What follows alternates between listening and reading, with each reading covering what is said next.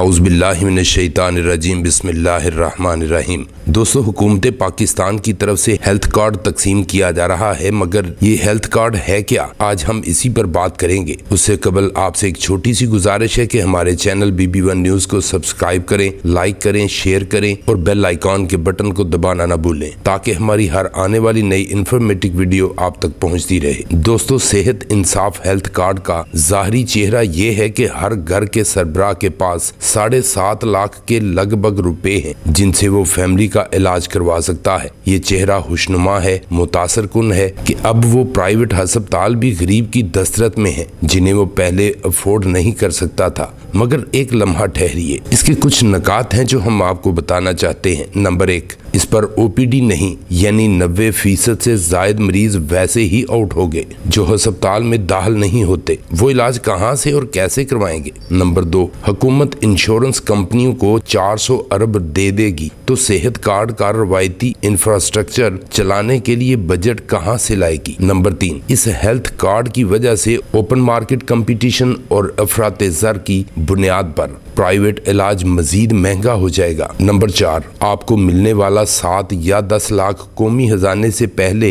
इससे सरकारी अस्पतालों में बराह रास्त अच्छा या बुरा इलाज मिलता था। ये कॉमन सेंस की बात है कि अब ये पैसा पहले इंश्योरेंस कंपनी के ठेकेदार के पास जाएगा, जिसमें से वो अपना हिस्सा रखने के बाद ही आपका इलाज करवाएगा। नंबर 5, एक तरफ इंश्योरेंस कंपनी और करप्ट डॉक्टरों की मिली भगत से जैली बिल बनेंगे और फ्रॉडिये लूटेंगे, दूसरी तरफ ठेकेदार की बचत यही होगी कि वो मुस्तहिक मरीजों के जायज बिल्स पर भी एतराज लगाए। काबिल गौर बात यह है कि पहले जो भी खर्च होता था बराह रास्त होता था, अब इसका एक और लीगल पार्टनर बना लिया गया है। नंबर 6, तीसरा कौमी नुकसान ये होगा कि 70 वर्षों में अब तक बनाया गया सेहत का अच्छा या बुरा सरकारी इंफ्रास्ट्रक्चर तबाह हो जाएगा, जो कई सौ खरब मालियत का है। और जब वो 2-4 बरस बाद कोई हुकूमती प्रीमियम की रकम अदा नहीं कर पाएगी, तो यही प्राइवेट सेक्टर अपनी हिदमात रोक देगा, मगर पीछे सरकारी अस्पताल भी मौजूद नहीं होंगे।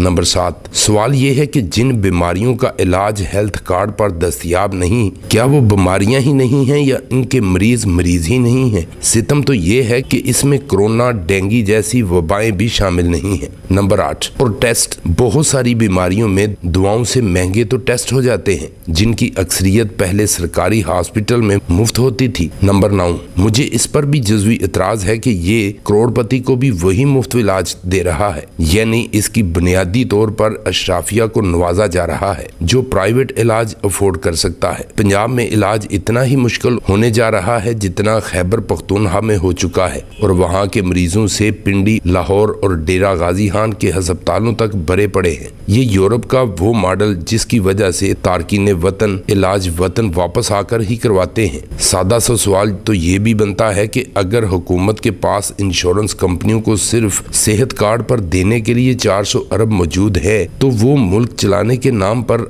1 अरब डॉलर की किस्त यानी 180 अरब रुपए के लिए 350 अरब के टैक्स क्यों लगाती है। 200 अरब के तरक्याती मंसूबे क्यों खत्म कर रही है। कुछ तो गड़बड़ है। मान लीजिए तालीम, सेहत, पानी, सड़कों और बिजली की फ्राहमी हुकूमत की जिम्मेदारी है। तब्दीली और सहूलत के इस खुशनुमा चेहरे और वक्ती कामयाबी के पीछे मुकम्मल तबाही है, मगर कुछ लोग मेकअप से लुथड़ा ये चेहरा देखकर वाह वाह कर रहे हैं। उनके होश जल्द ठिकाने लग जाएंगे जब ये तब्दीली मुंह धो के सामने आएगी, बल्कि ये तो बहुत सारी जगहों पर आ भी चुकी है। दोस्तों, आज की हमारी वीडियो कैसी लगी, अपनी कीमती राय से जरूर आगाह कीजिएगा, ताकि रह जाने वाली कमी बेशी को पूरा किया जा सके। अपने दोस्त प्रिंस शाहिद भुट्टा को इजाजत दीजिए। अल्लाह निगहबान।